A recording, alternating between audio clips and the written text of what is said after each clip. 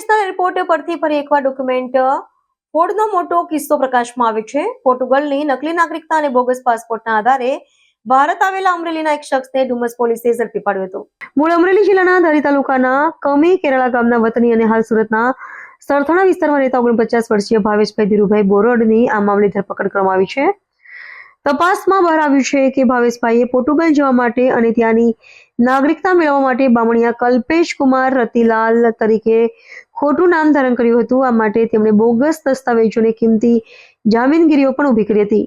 Dumas police સ્ટેશનમાં મામલે ભારતીય ન્યાય સંહિતા 2023ની વિવિધ કલમો હેઠળ ગુનો નોંધવામાં આવ્યો છે। આરોપી ભાવેશભાઈએ માત્ર પાસપોર્ટ જ નહીં પણ ભારતમાં પ્રવેશવા માટે વિઝા મેળવવામાં પણ છેતરપિંડી કરી હતી। આ સમગ્ર કૌભાંડ બાબતે સુંદરાગીરી ચંદનગીરી નામના અધિકારીએ ફરિયાદ નોંધાવી છે। સુરત પોલીસ કમિશનરની સૂચના મુજબ એરપોર્ટ પર સુરક્ષા અને દસ્તાવેજોની ચકાસણી સઘન બનાવવામાં આવી છે। આ કેસમાં પકડાયેલા ભાવેશ બોરડ પાસેથી અનેક ચોંકાવનારી વિગતો મળવાની શક્યતા છે। ખાસ કરીને પોર્ટુગલ જેવા દેશના દસ્તાવેજો ગુજરાતમાં બેસીને કેવી રીતે મેનેજ થયા તે તપાસનો વિષય છે। હાલમાં આરોપીના રિમાન્ડના મેળવવાની તજવીજ હાથ ધરવામાં આવી છે। સુરત શહેર ખાતે એક વ્યક્તિ જે મૂળ અમરેલીનો અને લાંબો સમય સુરત શહેર ખાતે રહેલો ભાવેશ બોરડ નામનો એક વ્યક્તિ છે, જેની વિરુદ્ધ ડુમસ પોલીસ સ્ટેશનમાં ફરજી પાસપોર્ટ બનાવીને એનો યુઝ કરવા બદલનો ગુનો દાખલ કરવામાં આવેલો છે। આ બાબતે હકીકત એવી છે કે આ જે ભાવેશ બોરડ છે એ મૂળ અમરેલીનો વતની છે અને સુરત ખાતે રહેતો હતો। કોરોના પહેલા 2019ની અંદર તેણે પોતાના ભારતીય પાસપોર્ટ ઉપર અહીંથી પોર્ટુગલ ટુરિસ્ટ વિઝા ઉપર ગયેલ હતો।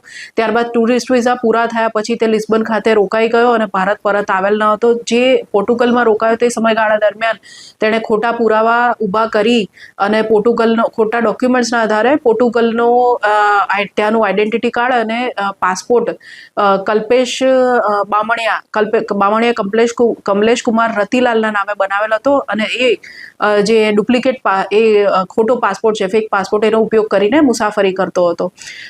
જે ઈસમ આ પાસપોર્ટ ઉપર જ્યારે થાઈલેન્ડના બેંકોકમાં મુસાફરી કરી ત્યારે ત્યાં ડિટેક્ટ થતા કે ત્યાં ખોટો પાસપોર્ટ છે, એને પરત રિપોર્ટ કરવામાં આવેલ હતો। જે અંગે ઇમિગ્રેશન ઓફિસ દ્વારા સુરતમાં ડુમસ પોલીસ સ્ટેશન ખાતે તેને રજૂ કરી વિગતો આપવામાં આવતા અત્રે ગુનો દાખલ કરવામાં આવેલ છે।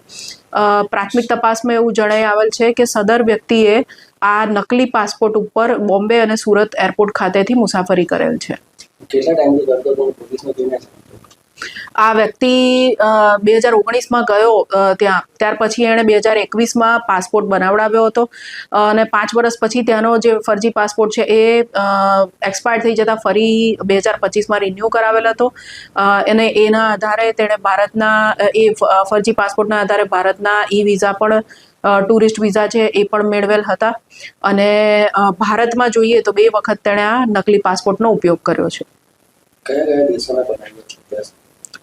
હાલ ફક્ત તે ભારતનો પાસપોર્ટ ધરાવે છે, તે ઉપરાંત ફક્ત પોર્ટુગલનો પાસપોર્ટ જે છે એ નકલી બનાવેલ છે।